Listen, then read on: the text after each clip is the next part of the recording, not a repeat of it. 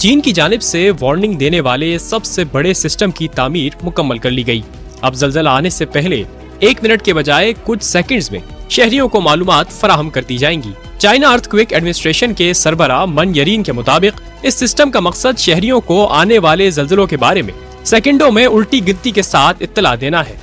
System کے ذریعے شہریوں کو زلزلے کے آنے کے 1 منٹ کے اندر اندر اس کی شدت کے حوالے سے خبر دے دی جائے گی۔ رپورٹ میں بتایا گیا ہے کہ زلزلے کا ابتدائی وارننگ نیٹ ورک 15,000 سے زائد مانیٹرنگ اسٹیشنز، 3 قومی مراکز، 31 صوبائی مراکز اور 173 پریفیکچرل اور میونسپل اطلاعاتی مراکز کو کور کر رہا ہے۔